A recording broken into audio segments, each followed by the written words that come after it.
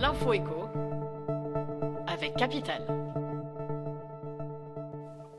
On commence avec l'info pratique du jour. La Commission de régulation de l'énergie a publié son prix repère ce lundi 22 mai. Celui-ci va permettre aux consommateurs de comparer les prix des contrats de gaz à partir du 1er juin. Pour rappel, les bons vieux tarifs réglementés du gaz d'Engie disparaissent au 1er juillet 2023. Le nouvel indicateur repose sur deux composantes. D'abord un prix fixe, celui de l'abonnement, et un prix variable, celui de votre consommation de gaz. Découvrez en détail ce prix de référence sur capital.fr.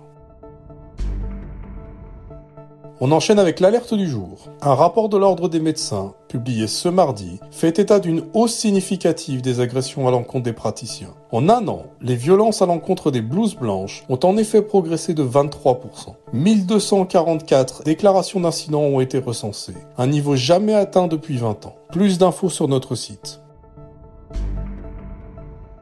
On continue avec la question du jour. À quel point les piscines, terrasses, balcons ou jardins impactent-ils les prix des logements ? Une étude publiée lundi 22 mai par Meilleur Agent lève le voile. Selon l'estimateur, les appartements avec balcon se vendent en moyenne 9,7% plus cher que les appartements similaires sans cette caractéristique. Le prix d'une maison se bonifie de 4,2% avec un jardin ou une terrasse. Et la surcote sera encore plus élevée avec une piscine.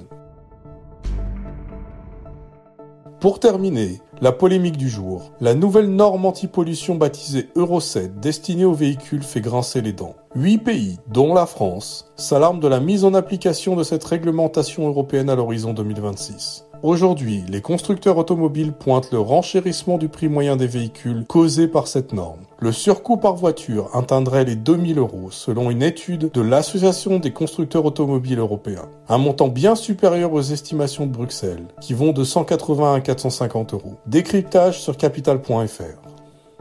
C'était l'info éco avec Capital.